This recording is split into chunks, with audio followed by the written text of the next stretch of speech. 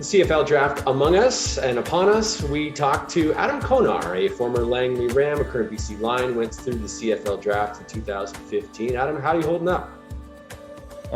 Holding up good. I mean, pretty much as well as anyone can be right now during these different times, But been training, going to school and stuff like that, but just been doing the usual things. Trying to stay in shape, get ready for the season, but that's been about it. Fingers crossed there is a season. Do you keep tabs on when the CFL draft is going to be since you've gone through that experience?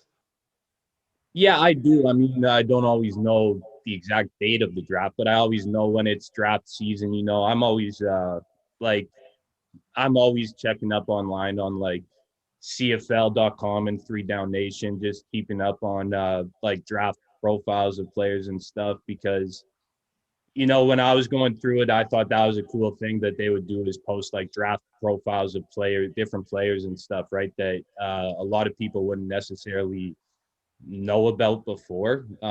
So it's nice to be able to go on those type of websites and just see who the new up and coming players are pretty much.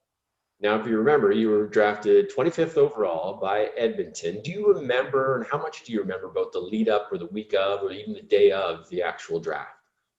Yeah, I mean, I remember it pretty clearly, actually. I mean, the week leading up to it, maybe not so much, but the day of, definitely remember that. I mean, I was actually in this same room that I'm sitting in right now, interestingly enough. But I was just hanging out with my brother. I think we were either watching some sports games or playing some video games and just had the CFL draft on the computer next to us. And I think we just saw it pop up on there, and my parents were upstairs, and so we all got, we were all happy that I got drafted and stuff. And then I got a call. I think it might have been Rob Ralph from the Eskimos, the Canadian scout, who's with BC now too. But I think he gave me the call, and yeah, that was it. It wasn't anything big. It was just kind of hanging out and waiting for the word pretty much. Quite the difference between the CFL and the NFL draft, which has just happened. For sure. Big difference. I mean, they're down there throwing big parties and stuff like that, right? So it's definitely quite a bit different, but it's still the same type of experience, I guess, just on a lesser scale. So you didn't know beforehand that Edmonton was maybe interested in you and going to select you? No, I honestly, I was kind of surprised that I didn't think Edmonton was one of the teams that was going to select me. That they were in the back of my mind, like I had no clue. I mean, I did interviews with all the teams and stuff, and like my interview with them was a good interview, but I just didn't feel like they're going to pick me. But they ended up picking me, and it worked out well. So, I mean, it doesn't really matter what you think before the draft. You can end up going anywhere, and you never know what type of situation is going to work out best for you. What's that interview like? Is it they bring you in, sit you down, and ask you football related questions, or what do they ask you? It's I mean, it's mostly football related questions. I mean, it depends the team too, right? And the personnel that they have in the room. Like my year that I was drafted, it was 2015. So there's a big contrast between like Eskimos interviews and the Lions and stuff. They were all more similar and more basic, but then everybody was talking about the Toronto Argonauts in their interview. They bring you in a room, and this was when they had Scott Milanovic and Rob Barker. Yeah. But yeah, they bring you in a room and they have like 10 to 15 guys all at a big round table, and they're just hammering questions at you about like different things about college and stuff like that. They seem to more like want to put people under pressure in those situations where other teams just ask more basic type of questions. But it was definitely a cool experience. So then what happened after that? How long between the time you hear your name or see your name on CFL.ca that you're picked by the Edmonton Football Club, then what happens? I mean, I think it was it wouldn't have been too much longer after that I got a call from the Eskimos. I can't remember who exactly. I think it was Rob Ralph. I can't remember. Right. But then do you go right to camp? Do you go right to Edmonton? Do you have Well, some time to soak it all in?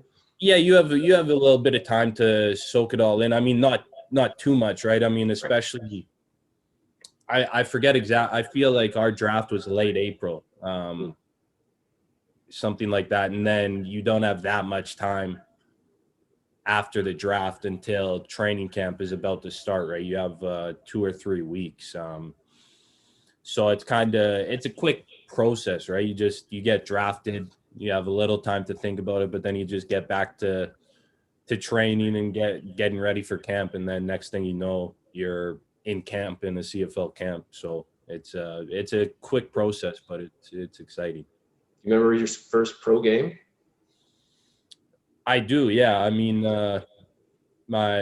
remember my first exhibition game super clearly. It was actually an exciting game because we got to play in Fort Mac against Saskatchewan Oh, uh, cool.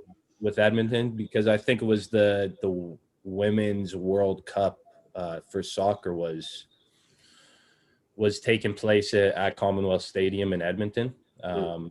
So we were playing our game up in Fort Mac, and it was a really good crowd up there. They were excited to watch a preseason game, and I remember it super clearly. I mean, the adrenaline was pumping. I mean, me and another rookie linebacker, Blair Smith, we were both nervous for the game, and a couple of the veterans were just taking it so relaxed. We were like, man, how are these guys so relaxed? Just because it was our first game. But Yeah.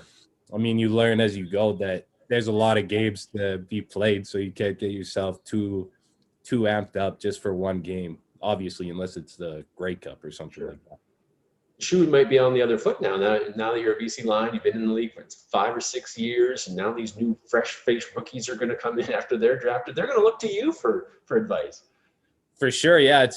It's definitely it's funny how it works and how quick it seems to happen, right? Because I can remember that so clearly, being my first game in my first season. Then next thing you know, you've been playing in the CFL for 5 years. You have a ton of experience, and you're one of those guys that when they come in, now they're looking at you for a little guidance and stuff like that. So it's uh it's funny how quick it happens, or how quick it seems to happen, even though it's been quite a long time. Yeah.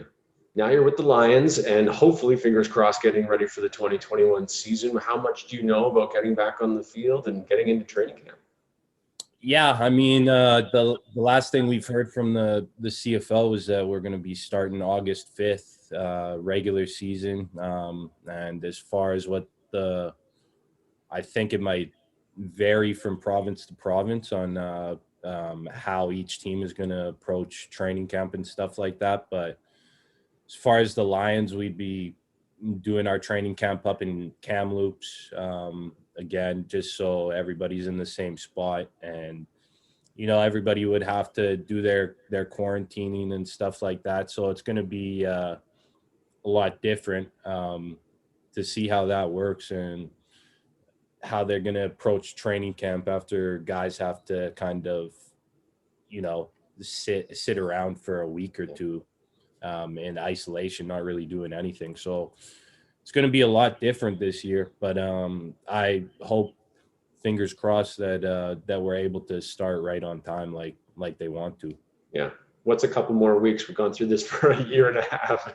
Yeah, it's been a long time now. What is a couple more weeks? Yeah. What advice, going back to the draft, last question, what advice would you give to these kids that are now going to be sitting around on draft day, wondering if their name's going to be called? Do you have any advice for them? I mean, shoot, I would just say just take it all in stride. Don't get too excited, too down on yourself if you don't get picked where you want to get picked. Like, everything happens for a reason, and no matter where you end up, you're going to have an opportunity to prove yourself, and whether it's on a team you want to play on or not, it's kind of irrelevant, because you can find your own spot no matter where you end up playing. And if you can carve out your own spot anywhere, as long as you're going to work hard and you're that type of player that wants to succeed, anybody can do that. And it's just about keeping a level head and taking it all in stride, pretty much. I would say that.